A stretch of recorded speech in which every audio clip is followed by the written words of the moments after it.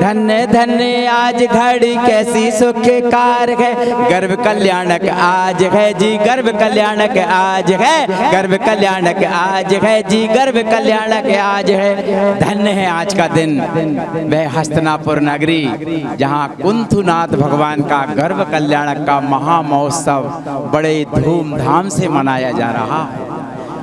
हम भी गुना नगर में पूज्य महाराज श्री के सानिध्य में इस महा महोत्सव को मनाने का सौभाग्य प्राप्त कर रहे हैं। धन्य है आप सबका पुण्य जो इस अवसर का लाभ प्राप्त कर रहे हैं। चलते हैं जिनकी कृपा से ये अमृत वर्षा योग हमें मिला है, ऐसे गुरु महाराज के चित्र का अनावरण और दीप प्रज्वलन करने का सौभाग्य प्राप्त करते हैं। यदि अनिल LIC परिवार अथवा हमारे प्रमोद कुमार जी मोनू भैया मावा बाटी परिवार कृपया आएं और साथ में हमारे आदरणीय ब्रह्मचारी भैया दमोह से पधारे सत्येंद्र कुमार जी साहब और आदरणीय SK जैन साहब कृपया पधारें और पधार कर आचार्य महाराज के चित्र का अनावरण और दीप प्रज्वलन करने का सौभाग्य प्राप्त करें। हम सब अनुमोदना के माध्यम से इसका पुण्य लाभ अर्जित करेंगे। साथ में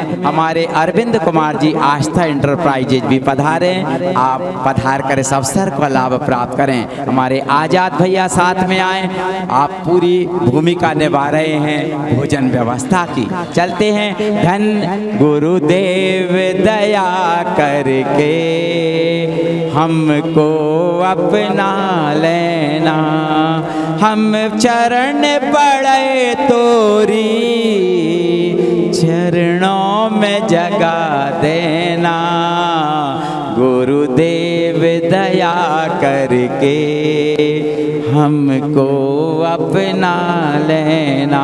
बोलो आचार्य गुरुवर श्री विद्यासागर जी समय सागर जी महाराज की। चलते हैं आज के परम पावन पुनीत अवसर पर भगवान का जहाँ गर्भ कल्याणक का महा महोत्सव मनाया जा रहा हो, ऐसे महान दिवस पर यदि किसी का मन बन पा रहा हो कि आज हम गुरुदेव के हाथों में शास्त्र दान करें तो कृपया पधार करके इस स्वर्णिम अवसर का लाभ प्राप्त कर सकते हैं।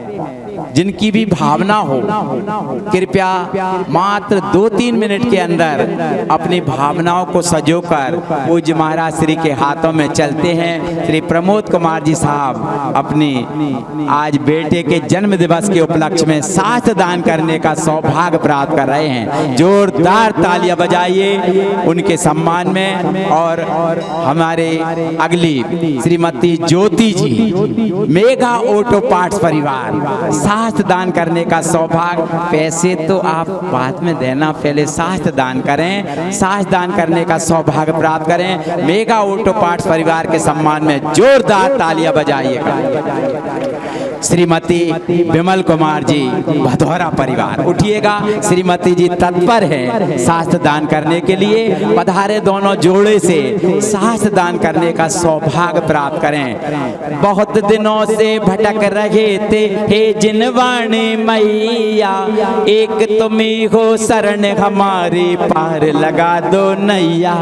जन्म में दुख मेट दो जिनवाणी जग मैया, जन्म में दुख मेट दो, जन्म में दुख मेट दो, मरण दुख मेट दो जिनवाणी जग मैया, जन्म में दुख मेट दो। हमारे राजेश जी। प्यारे बिंदुओं, महामंत्र नमोकार जो कि भगवान की दिव्य ध्वनि का सार है, पूरे द्वादशांग का सार है। इस महामंत्र के उपदेश से कहते हैं सुलझे पशु उपदेश सुन, क्यों ना सुलझे उपमान, नाहर से भय वीर जिन, गज पारस भगवान। आज तक जितने भी शुद्ध हुए हैं, वर्तमान में विदेश क्षेत्र से सिद्ध हो रहे हैं, भविष्य में 2.5 दीप में जहाँ कहीं से भी सिद्ध होंगे वे सब महामंत्र की कृपा से हुए हैं, ऐसा तत्वानुशासन में आचार्य नागसेन महाराज जी ने लिखा है। कल आपको बताया गया था कि जिन्होंने अपने जीवन में हजारों पाप किए हैं, सैकड़ों पशुओं को मार के खा गए हैं, ऐसे जीव भी अंतिम समय में महामंत्र का स्मरण करके, सुन करके, ध्यान करके और स्वर्ग में रिद्धिधारी देव हुए हैं। वस्तुतः महामंत्र की महिमा इससे अधिक क्या हो सकती है कि जब वो कह रहे हैं कि नमोकार मंत्र पढ़ने वाला तत्काल में ही भाव अरहंत अवस्था को प्राप्त है, क्योंकि जो जिस भाव से तन्मय, जिस भाव से सहित होता है वह उस भाव से तन्मय हो जाता है।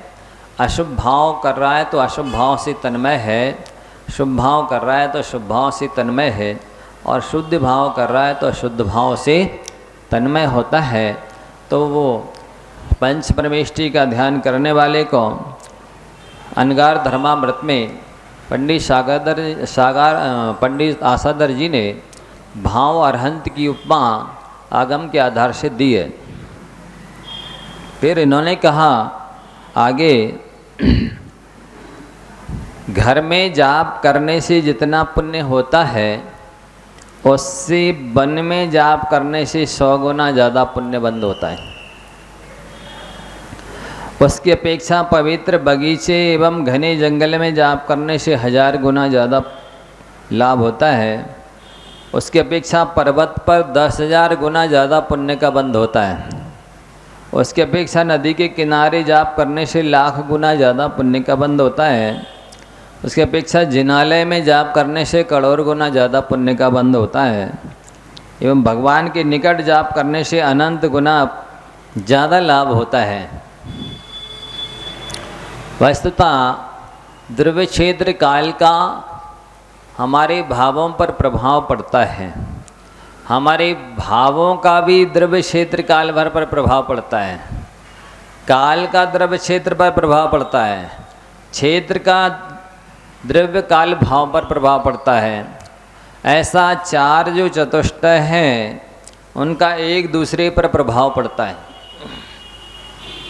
जैसे हमारे तन का मन पर प्रभाव पड़ता है और मन का तन पर प्रभाव पड़ता है, वचन का भी तन पर और मन पर प्रभाव पड़ता है। ऐसा जो योग त्रियोग है उनका एक दूसरे पर प्रभाव पड़ता है। मुख्य रूप से भावों की प्रधानता है।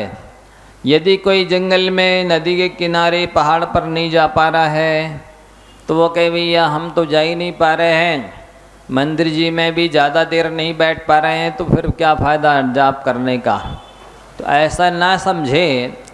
ये कोई भी व्यक्ति किसी भी स्थिति में, किसी भी स्थान में यदि उसके भावों की 100% श्रद्धा, विशुद्धि, एकाग्रता है तो कहीं पर भी वो करोड़ों गुना और अनंत गुना लाभ प्राप्त कर सकता है। इसलिए मुख्य रूप से श्रद्धा, विशुद्धि, एकाग्रता की आवश्यकता है। और यदि श्रद्धा, विशुद्धि, एकाग्रता नहीं हो पा रही 100%, तो फिर आपको कल बताया गया था कि 33% पुण्य शरीर का लगता है, 33% पुण्य वचन का लगता है, 33% पुण्य मन का लगता है। यदि आपका मन थोड़ी देर के लिए नहीं लग रहा तो 66% पुण्य तो मिलेगा, और वचन भी नहीं लग रहा, केवल शरीर से माला या काउंटिंग मशीन से जाप चल रही है तो आपको 33% पुण्य तो मिलेगा। और 33% में विद्यार्थी पास माना जाता है, फेल नहीं माना जाता है। इसलिए आपका कहीं से कहीं तक घाटा नहीं है। आगे लिखते हैं, जो कि आचार्य पूज्यपाद महाराज जी के शब्द हैं। पुनः एक बार आपको बताना चाहते हैं कि उन्होंने भगवान से क्या प्रार्थना की है कि हे भगवान, मैंने अपने जीवन भर में जितनी भी देवशास गुरु की आराधना की हो, जितना भी तप त्याग किया हो, जितनी भी जन शासन की प्रभावना की हो, उससे जो कुछ भी पुण्य का बंध हुआ हो, उसके बदले में मुझे कुछ भी नहीं चाहिए। ना स्वर्ग चाहिए, ना विद्याधरों के भोग चाहिए, ना भोग भूमि के भोग चाहिए, ना 169 महापुरुषों के पद चाहिए, कुछ भी नहीं चाहिए, मोक्ष भी नहीं चाहिए। क्या चाहिए? ध्यान से सुन लो। केवल जिस समय मेरे इस कंठ से प्राण निकले, उस समय मात्र नमोकार मंत्र मेरे कंठ में रहे। कहने का तात्पर्य ये है कि जिसके कंठ में नमोकार रहेगा, उसके लिए 3 लोक में कहीं भी किसी भी वैभव की, पद की, सुख सुविधा की कमी नहीं रहेगी। एक बार क्या हुआ, एक बेचारी वृद्धा अम्मा थी और बूढ़ी थी, साथ ही दरिद्र थी, इसके साथ साथ उसके कोई संतान भी नहीं थी। अब आप समझ सकते हैं उसकी परिस्थिति कैसी रही होगी कि एक तो वृद्ध है, संतान नहीं है, आँखें भी नहीं है, बेटा भी नहीं है, संपत्ति भी नहीं है। बस केवल अपने मन से, वचन से, काया से पंच परमेष्टि की आराधना करती थी, भक्ति करती थी। एक बार एक देव ने देखा, अरे बेचारी तो बहुत दयनीय दशा को प्राप्त है और क्यों ना इसका सहयोग किया जाए। जो देवशास गुरु की आराधना करते हैं वो तो आयतन के अंतर्गत आते हैं। वैसे भी प्राण मात्र की दया करने के लिए शास्त्रों में कहा गया है। फिर तो ये तो वीतराग देवशास गुरु की उपासक है। और वो आया, उसने कहा कि हे अम्मा, हम भगवान आपसे प्रसन्न हो गए हैं और उन्होंने मुझे आपके पास भेजा है। आपको जो कुछ भी चाहिए हो, जितना चाहिए हो, जैसा चाहिए हो, एक वरदान में मांग लो। शर्त क्या है? एक ही वरदान मांगना है। जो चाहिए, जितना चाहिए, जैसा चाहिए है, आप मांग लो। तो उस अम्मा ने कहा कि बेटा, यदि तू देना ही चाहता है तो ठीक है, मेरी इच्छा है कि मैं अपने बेटे के बेटे को सोने की थाली में खीर खाते हुए देखूं। क्या मांगा? मैं अपने बेटे के बेटे को सोने की थाली में खीर खाते हुए देखूं। तो उसने एक वरदान में कितनी चीज़ें मांग ली। बेटा भी नहीं था तो बेटा चाहिए, और बेटा का बेटा चाहिए माने बहू भी चाहिए, तब तो बेटा का बेटा आएगा।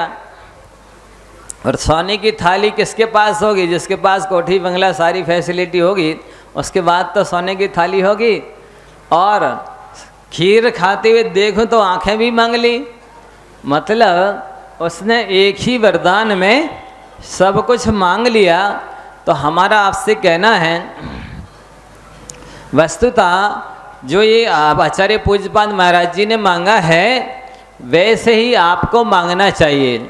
यही प्रसंग आचार्य रविशरण महाराज जी के पद्म पुराण जी का है।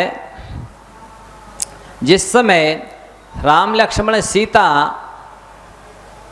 रावण पर विजय प्राप्त करके लंका का राज्य विभीषण को दे करके पुनः वापिस अयोध्या में आ गए, राज्याभिषेक हो गया, सारी व्यवस्थाएं सुचारू रूप से चलने लगी। तब एक दिन सभा में बैठे हुए श्री रामचंद्र जी ने समस्त राजा महाराजाओं से कहा कि आप लोगों ने हमारा बहुत सहयोग किया है और बहुत सहायता तन मन धन से की है। अब मेरा समस्त साम्राज्य यथावत स्थापित हो गया है। मेरी इच्छा है कि मैं आप लोगों को भी कृतज्ञता के नाते कहें, गिफ्ट के नाते कहें, स्नेह के नाते कहें, प्रत्युपकार के नाते कहें, आप सबको एक एक राज देना चाहता हूँ। और आप सभी, उन्होंने स्थान बताए, इन स्थानों पर जाकर के ठाट बाट के साथ में राज्य करें। अंत में हनुमान जी से कहा कि भाई आपने भी हमारा सबसे ज़्यादा सहयोग किया है, आपको भी हम एक पद देना चाहते हैं। तो उन्होंने पहले तो कहा नहीं भगवान, मुझे कोई पद नहीं चाहिए, क्योंकि ये दुनिया के सारे पद अपद हैं, यानी अस्थाई हैं, आपद के आस्पद हैं, यानी विपत्ति की खान है, इसलिए मुझे कोई भी पद नहीं चाहिए। उन्होंने कहा कि मैं जैसी आपकी मर्जी। हनुमान जी बोले नहीं प्रभु, आपकी जैसी मर्जी, मेरी तो केवल अर्जी है, मैं चाहता हूँ कि मुझे कुछ नहीं चाहिए। रामचंद्र जी बोले नहीं, आपने हमारा सहयोग किया है, वस्तुतः जो सज्जन होते हैं नहीं कृतम उपकारम साधवो विस्मरन्ति। न्याय नीति के ग्रंथों में कहा गया है कि जो सज्जन लोग होते हैं वे किए हुए उपकार को भूलते नहीं हैं। या ऐसे कहें कि सज्जनों की ये पहचान है कि वे उपकार को भूलते नहीं हैं, अथवा यूँ कहें कि जो उपकार को भूलते नहीं हैं वही सज्जन होते हैं। जो किए हुए उपकार को भूल जाते हैं वे सज्जनों की, साधुओं की, धर्मात्माओं महात्माओं की कोटि में नहीं आते हैं।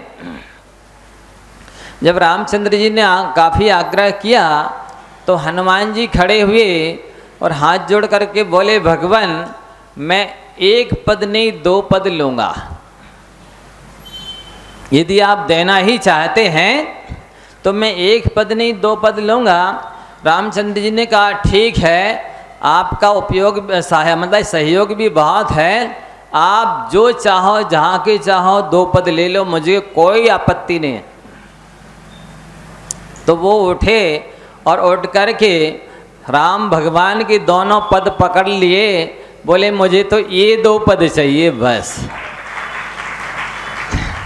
दोनों चरण पकड़ लिए, बोले ये आपके चरण कमल मेरे हृदय में विराजमान रहेंगे तो मुझे कहीं कोई समस्या, कोई तकलीफ, कोई अभाव नहीं होगा, कोई कमी नहीं रहेगी। वैसे तो आप लोग भी दर्शन पूजन जब करते हैं तो कहते तो यही हैं, तौ पादौ मम हृदय, मम हृदयम तौ पदद्वय लीनम तिष्ठतो जनेन्द्र तावद यावन निर्माण संप्राप्ति। हे भगवान, आपके चरण कमल मेरे हृदय में विराजमान रहें और मेरा हृदय आपके श्री चरणों में रहे। कब तक रहे? जब तक दुकान नहीं चलने लगे। कब तक रहें? जब तक कि बेटा बेटी की शादी नहीं हो जाए। है? कब तक रहें? जब तक एक नत बहू का मुख और ना देख ले मैं। है? कब तक? जब तक मोक्ष की प्राप्ति ना हो। ऐसे प्रार्थना आप करते हैं तो वही यदि सच्चे हृदय से करने लग जाए तो वस्तुतः ये प्रार्थना आपके लिए कल्प वृक्ष की तरह फलीभूत हो जाए। एक दिन हमने पूछा सभासदों से कि आप लोग अच्छा ये बताइए, जन्म से लेकर आप लोगों ने भगवान के दर्शन किए, पूजन की और कुछ लोगों ने जाप भी की होगी, की कर रहे हैं। कई लोग तो प्रतिदिन विधान भी करते हैं, कई ऐसे हैं कि व्रत उपवास भी करते रहते हैं। कई ने तो चारित्र शुद्धि के लिए या चारित्र प्राप्ति के लिए 12 से 34 एकासन या उपवास भी कर लिए होंगे। अच्छा सही बताओ, अपने हृदय पर हाथ रख के कि आप लोगों ने अभी तक जो दान धर्म किया, जो भी धर्म के नाम पर किया है, आत्म कल्याण के उद्देश्य से कितने लोगों ने किया? बताना, जब हाथ उठाना। कि आज तक जो भी हमने दर्शन किए सो एक ही भावना रखी कि भगवान मेरी आत्मा का कल्याण हो जाए।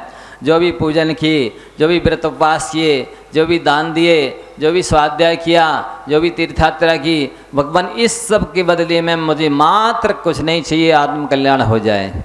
उठाना अब हाथ। झूठ मानेंगे हम? सफ़ेद झूठ बोल रहे हैं बिल्कुल, 1% विश्वास नहीं करेंगे हम। बिल्कुल सफ़ेद झूठ बोल रहे हैं।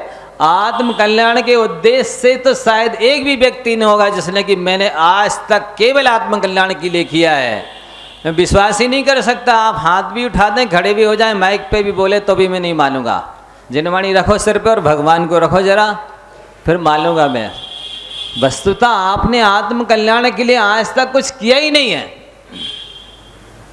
पहले जब छोटे थे, भगवान परीक्षा में पास हो जाए, परीक्षाएं पास हो गए, फिर थोड़े बड़े हुए, भगवान सर्विस लग जाए, बिजनेस लग, दुकान खुल गई, भगवान अब अच्छी सी घरवाली मिल जाए, शादी हो गई, भगवान 1-2 बेटा बेटी तो हो ही जावे, फिर आए भगवान इन बेटा बेटी पढ़ लिख जावे, भगवान इन बेटा बेटी की शादी हो जावे, भगवान एक, मतलब इसके बाद एक के बाद एक व्यक्ति कुछ ना कुछ डिमांड करता ही रहता है।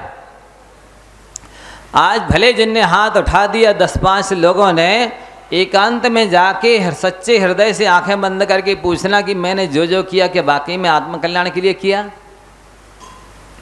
यदि नहीं किया है तो आत्म कल्याण क्यों हो गया आपका, बताइए। जब आपने किया ही नहीं है कुछ भी, कुछ ना कुछ डिमांड, कुछ ना कुछ मांग, कुछ ना कोई इच्छा बनी रही, ऐसे पूजपा स्वामी के समान आप कहते यद्यस्तिनात्र भवदंग्रि सरोरुहाणाम भक्ते फलम किमपि संतत संचिताया तन्मे तो देख शरणस्य शरण भूया स्वामी तमेव भवनेत्र भवांतरपि। हे भगवान, यदि अस्ति आपके शरण कमलों की भक्ति का कोई पुण्य है तो इस जन्म में भी, और जब तक मोक्ष ना हो अगले जन्मों में ही आपके चरण कमल मिलते रहे, आपके श्री चरणों की श्रद्धा भक्ति बनी रहे, आपके दर्शन पूजन मिलते रहें। ऐसा कल्याण मद में मंदिर स्तोत्र में कुमुद चंद्र आचार्य महाराज ने कहा है, आचार्यों ने, भगवंतों ने यही कहा है। यद्यपि ये सही है कि भुक्ति मुक्ति दातार 24 जिन राजवर 3 पद मन बजधार जो पूजे सो शिवलय। भगवान के पास दोनों प्रकार की माने सांसारिक सुख को देने की भी क्षमता है और मोक्ष सुख को भी देने की क्षमता है। कंडीशन शर्त ये है कि जो कुछ मांगो सांसारिक चीज वो मिलेगी, नहीं मांगोगे तो मोक्ष मिलेगा। मोक्षेपि यक्ष ना इच्छा सा मोक्ष मदि गच्छति इत्त्वात् स्वहितान्वेषी कांक्षाम क्वापि न योजित। शास्त्रों में ऐसा कहा है कि जिसके मन में मोक्ष की भी इच्छा रहती है उसे मोक्ष नहीं मिलता। जब मोक्ष की इच्छा भी मोक्ष में बाधक है तब ऐसा कहा गया, इसलिए मोक्ष की इच्छा करने वाले व्यक्ति को सांसारिक किसी भी वस्तु की इच्छा नहीं करनी चाहिए। खैर, फिर भी मुझे पूरा विश्वास है कि आप लोग बिल्कुल नहीं मानेंगे, कुछ ना कुछ अवश्य मांगेंगे। तो इतना मांगने की आपको छूट है कि भगवान धर्म ध्यान नहीं कर पा रहे, इसमें जो जो बाधक हैं वे सब दूर हो जाएं। इतना आप मांग लेना तो क्षम्य है, कोई बात नहीं, मांग सकते।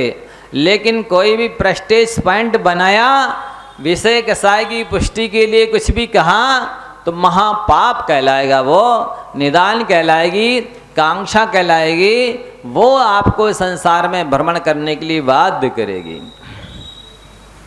आगे एकाध और दृष्टांत के माध्यम से आपको बताना चाहते हैं कि वस्तुतः श्रद्धा हो तो कैसी हो, भक्ति हो तो कैसी हो। आपको बताना चाहते, 2 मित्र थे, विश्वानुलोम और धर्मंतरी। वो पुण्य के प्रभाव से स्वर्ग में अमित प्रभ और सोम प्रभ नाम के, विद्युत प्रभ नाम के देव हुए।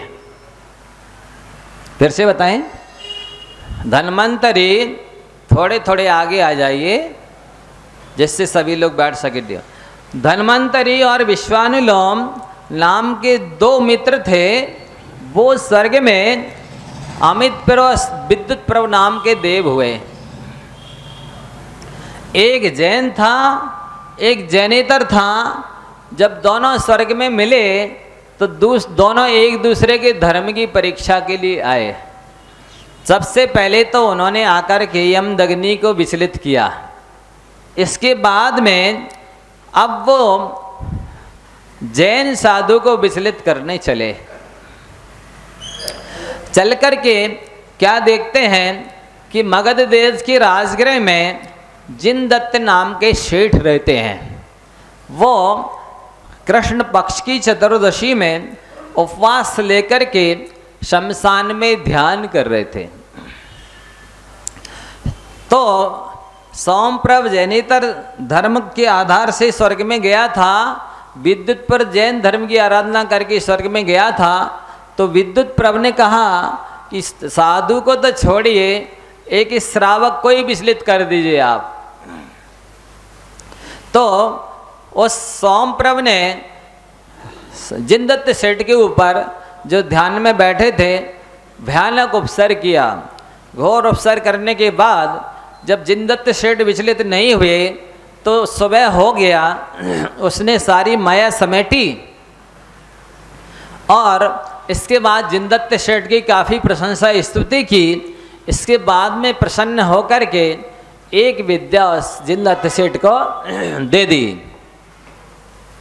और विद्या देते हुए कहा कि ये विद्या आपको सिद्ध है, आप जहाँ जाना चाहें इस विद्या के माध्यम से जा सकते हैं। लेकिन ये विद्या दूसरे के लिए जो पंच परमेष्ठी की आराधना करेगा, जाप करेगा, उसके लिए विधि पूर्वक सिद्ध होगी। जिनदत्त सेठ ने कहा ठीक है। अब वो उस विद्या के माध्यम से प्रतिदिन अकृत्रिम जिनालयों की पूजा भक्ति करने के लिए जाते थे। जिनदत्त सेठ के यहाँ एक सोमदत्त नाम का बटु ब्रह्मचारी रहता था, जो प्रतिदिन जिनदत्त सेठ के लिए फूल इत्यादि ला करके देता था। ध्यान से सुनिएगा। अभी ये विद्या कहाँ से आई उसकी आपको कथा बताई कि जिनदत्त सेठ के पास विद्या कहाँ से आई। वो सोमप्रभ और विद्युत नाम के जो दो देव अपने अपने धर्मात्माओं गुरुजनों की परीक्षा, धर्म की परीक्षा करने के लिए आए थे। तो पहले यमनग्नि को विचलित किया, बाद में अब जैन साधु को विचलित करने के लिए धर्म की परीक्षा करने के लिए चले थे। तो यहाँ पर मगध देश के राजगृह में जिनदत्त सेठ कृष्ण चतुर्दशी को उपवास करके शमशान में ध्यान कर रहे थे। तो विद्युत प्रभ ने कहा हमारे जैन साधु को छोड़िए, पहले इन श्रावक को ही विचलित कर दीजिए, फिर आगे चलते हैं। तो उन्होंने बहुत उपसर किया लेकिन वो विचलित नहीं हुए। तो फिर सुबह अपनी माया समेट करके और एक विद्या प्रसन्न होकर के प्रशंसा स्तुति करके दे दी और कहा ये तो आपके लिए सिद्ध है। अब यदि कोई इस विद्या को पाना चाहता है तो उसे पंच परमेष्ठी की जाप आराधना इत्यादि करनी होगी विधि पूर्वक, तब सिद्ध होगी। तो कहा ठीक है। अब वो तो प्रतिदिन अकृत्रिम जिनालयों की वंदना भक्ति करने जिनदत्त सेठ जाने लगे। उनके यहाँ जो ब्रह्मचारी बटुक सोमदत्त रहता था, एक दिन उसने पूछा, जो फूल आदि ला करके देता था, सेठ जी आप प्रतिदिन सुबह सुबह कहाँ जाते हैं। तो सेठ जी ने सारी कहानी बता दी, जो उपवास से लेकर के उपसर्ग से लेकर के विद्या प्राप्ति तक की और अकृत्रिम जिनालयों की वंदना भक्ति की। तो वो सोमदत्त बटुक कहने लगा सेठ जी ये विद्या हमें भी दे दो ना, हम भी आपके साथ फूल इत्यादि लेकर के अकृत्रिम जिनालयों की भक्ति पूजा करने चलेंगे। जिनदत्त सेठ जी ने उसको सारी विधि बताई, विधि बता दी, इस विधि से आपको सिद्ध होगी। तो वो उसने क्या किया कि शमशान में गया कृष्ण पक्ष की चतुर्दशी को और बटवृक्ष की पूर्व दिशा वाली शाखा में मूज की रस्सी के 108 सीके बनाए और 2 उपवास का संकल्प लेकर के गंध पुष्प इत्यादि लेकर के वो वहाँ पर चढ़ गया उस सीके पर और पंच परमेष्ठी की भक्ति पूजा की। 2 उपवास का संकल्प तो था ही, नमोकार मंत्र की जाप की और जैसे ही नमोकार मंत्र पढ़ के एक एक सीके को काटना था और जैसे ही उसने हाथ में छुरी ली और नीचे देखा तो नीचे शस्त्र खड़े हुए गड़े थे। उन चमचमाते हुए शस्त्रों को देख करके वो सीके से नीचे उतर आया। और ये कहीं जिनदत्त सेठ के वचन असत्य हुए तो मैं इन शस्त्रों के ऊपर गिरूंगा और मर जाऊंगा। नीचे आ गया, फिर चढ़ा साहस करके, फिर चमचमाते शस्त्र देखे तो फिर नीचे आ गया। इस तरह से वो नीचे चढ़ रहा था, उतर रहा था और चढ़ रहा था। इधर क्या होता है, उसी मगध देश के राजगृह में एक अंजन नाम का चोर रहता है और सुंदरी नाम की वेश्या रहती है। तो वो चोर एक दिन रात को सुंदरी वेश्या के यहाँ गया तो वो देखा कि वो बिस्तर पर उदासीन रूप से लेटी हुई है। उसने कहा, प्रिय क्या हो गया, आपको क्या कष्ट आ गया, कौन सी बीमारी आ गई? उसने कहा, कष्ट कुछ नहीं आया है, आज मैंने कनकापुर राजा की कनकावती रानी के गले में एक बहुत सुंदर हार देखा है, वो ला करके दोगे तो ही आप मेरे भर्ता हो सकते हो, अन्यथा नहीं। वस्तुतः जो चोर व्यभिचारी होते हैं, व्यसनी होते हैं, उनके पास विवेक बुद्धि तो होती नहीं है। वो तो उन विषयों के अधीन होकर के ही, मन से प्रेरित होकर के ही काम करने को तैयार हो जाते हैं। चाहे वो कार्य गलत हो या अच्छा हो, उसका परिणाम अच्छा हो या गलत हो। अंजन चोर अब कनकावती रानी के गले का हार लेने के लिए चल दिया। गया, अंजन उसको विद्या सिद्ध थी, अंजन लगा करके आँखों में चला गया। अदृश्य रूप से उसे किसी ने देख नहीं पाया। हार लेकर के चला तो उसे तो किसी ने नहीं देखा, लेकिन हार चमकता हुआ द्वारपालों की दृष्टि में आ गया। तो उन अंगरक्षकों ने और द्वारपालों ने उसका पीछा किया कि कोई चोर है ये और रानी का हार ले जा रहा है, और बहुत तेजी से अस्त्र शस्त्र लेकर के उसके पीछे दौड़े। तो भागते हुए शमशान में उसने हार छोड़ दिया कि जान बची तो लाखों पाए, छोड़ो इसको, मारे जाएंगे और हार भी छोड़ा लेंगे, ये लोग आ रहे हैं, अपन भाग लेते हैं।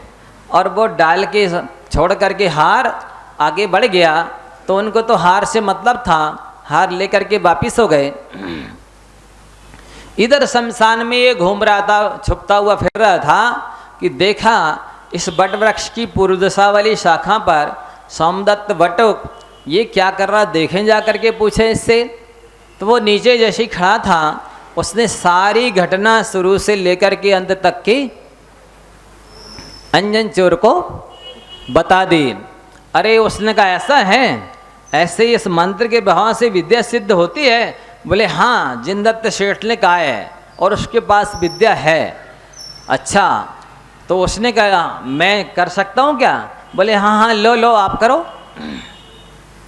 उसने वो छुरी उस अंजन चोर को दे दी और तुरंत वहाँ से दूर निकल गया कि दूर छुप कर के देखते इसका क्या हाल होता है। और उसने कहा, जिनदत्त सेठ को विद्या सिद्ध है, वो देवशास गुरु का सच्चा और पक्का भगत है, झूठ नहीं बोल सकता है। इस मंत्र की महिमा है अचिंत। और श्रद्धा करके ऊपर सीके पर चढ़ गया और उसने एक बार नमोकार पढ़ा, एक साथ सारी लड़ियाँ एक स्वाट काट दी। जैसे नीचे गिरने को हुआ कि विद्या ने उसको अधर में ही झेल लिया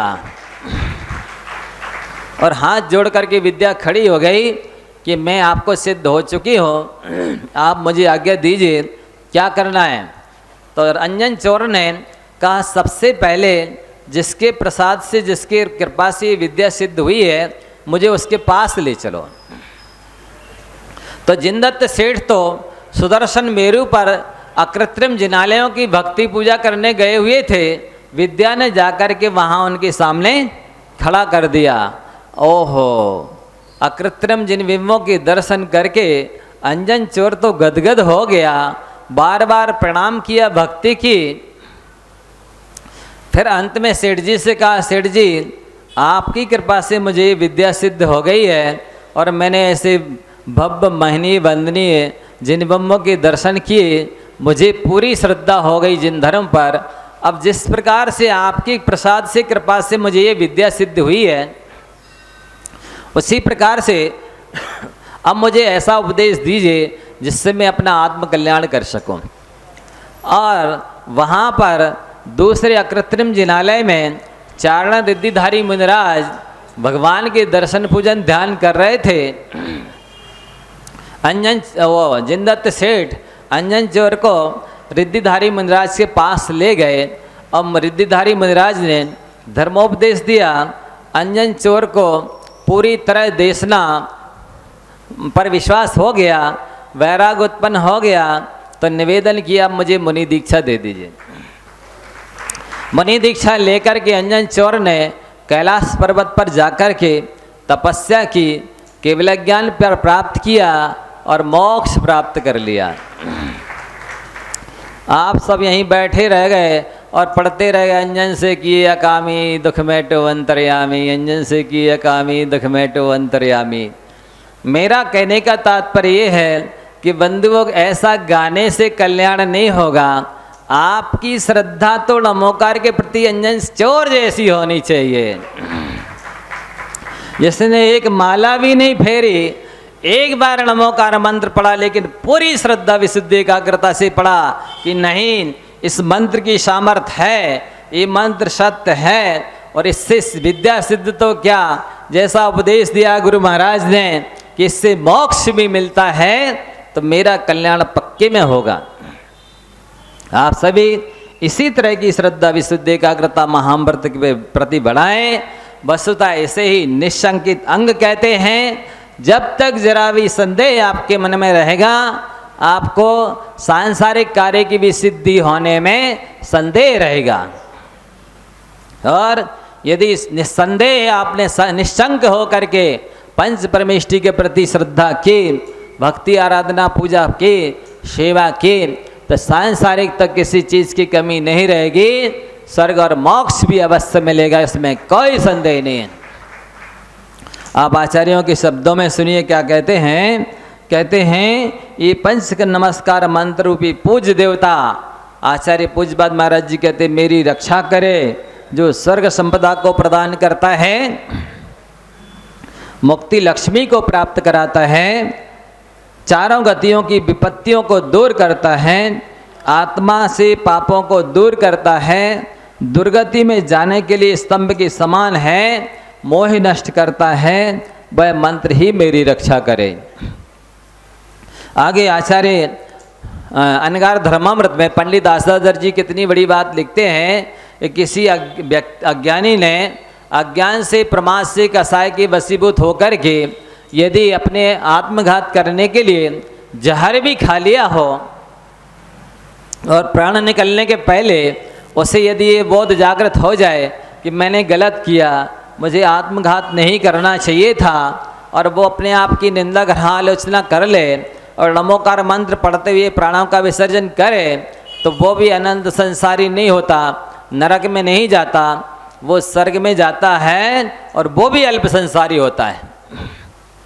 आप सोचिए इस महामंत्र की महिमा कितनी है। क्रमशः दो चार बात और सुना करके समय बहुत जल्दी होता है, आपको बताना चाहते हैं। वस्तुतः ये अनादि निधन अवश्य है, हम और आप भी अनादि निधन हैं। हमारी आत्मा अभी अभी नहीं किसी ने बनाई है, हम भी अनादि निधन हैं, महामंत्र भी अनादि निधन है, मोक्ष मार्ग भी अनादि निधन है।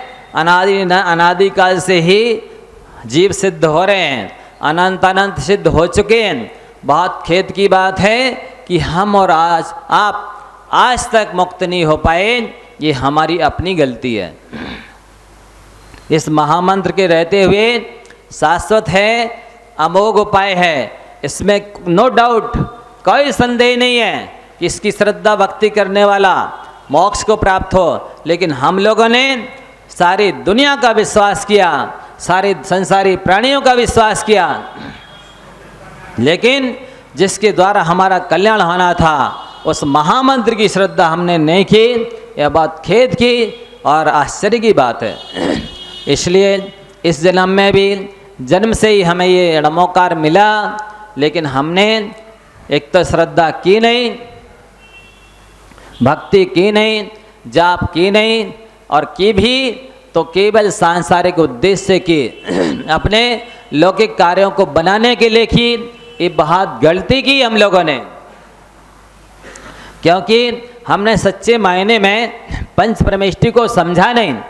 जो अपने भक्त को तीन लोक का नाथ बनाते हैं, अपने जैसा बनाते हैं, तीन लोक की संपत्ति का मालिक बनाते हैं, ऐसे महादाता से हमने सामान्य सी चीज़ें मांगी, बेटा बेटी मांगे, दुकान सर्विस बिजनेस मांगी, शादी विवाह हो जाए इतनी छोटी सी चीज़ मांगी। वस्तुतः आपको तो सजा मिलनी चाहिए। क्यों मिलनी चाहिए? इसलिए कि इतने बड़े दाता से इतनी छोटी चीज़ मांगना उस दाता का अपमान करना है, उस दाता की अभिनय करना है। कोई चक्रवर्ती के पास जाए और कहे बाबू चारा ना मिल जाए, तो बताइए उस चक्रवर्ती का अपमान नहीं है? हैं? चक्रवर्ती तो आपको किसी के स्थान का राज दे सकता है, देश ग्राम दे सकता है, आप उससे चारा ना मांगते हैं, उस चक्रवर्ती का अपमान है।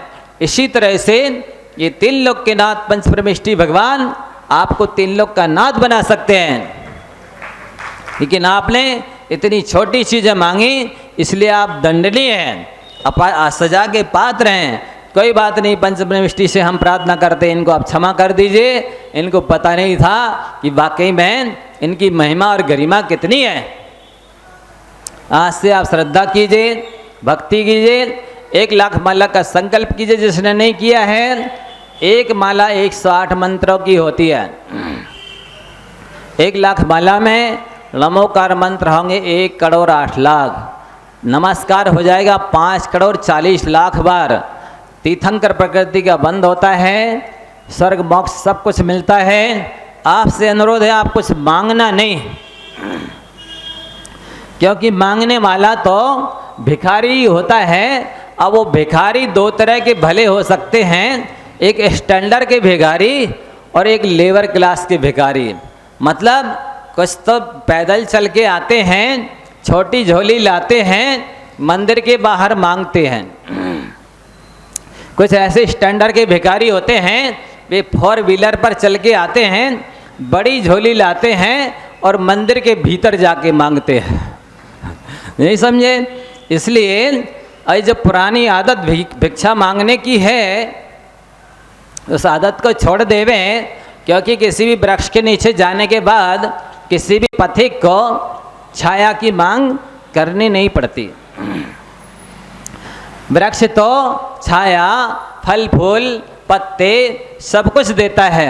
इसी तरह से जो किसान खेती करता है, उसको तो बिना मांगे जब अनाज मिलना है तो भूसा तो मिलेगा ही, क्योंकि खेत में पहले भूसा आता है, बाद में अनाज आता है। इसलिए कभी भी भूसे की मांग नहीं करनी चाहिए। ये सांसारिक सुख भूसा के तुल्य है, अनाज मोक्ष सुख के तुल्य है। ये धर्म जाचे सुरतरु दे सुख, चिंतत चिंता रैन, बिन जाचे बिन चिंतिए, धर्म सकल सुख देन। मांगने पर सुरतरु यानी कल्प वृक्ष चिंतित वस्तु को दे देता है। जो मांगोगे वो चीज तुरंत उपलब्ध हो जाएगी। चिंतामणि रत्न होता है, उसके पास जाकर के जो कुछ भी मन में ध्यान करोगे, वचनों से शब्दों से कुछ भी नहीं मांगना पड़ेगा, वो चीज़ उपलब्ध हो जाएगी, मिल जाएगी। लेकिन बिन जांचे मांगना भी नहीं है, बिन चिंतिए प्री प्लानिंग भी नहीं करना कि हम भगवान के दर्शन करने जा रहे हैं, कि पूजन करने जा रहे हैं, कि विधान करने जा रहे हैं, कि नमोकार की जाप कर रहे हैं। पहले सोचते लें कि हमें मांगना क्या है। ये प्री प्लानिंग करने की, योजना बनाने की कोई आवश्यकता नहीं है, क्योंकि बिन जांचे बिन चिंतिए धर्म सकल सुख देन। धर्म बिना मांगे और चिंता किए सारे सुखों को देता है। ये तो आस्था का विषय है, विश्वास का विषय है बंधुओं। इसी के बल पर मोक्ष महल की इसको पहली सीढ़ी कहा गया है।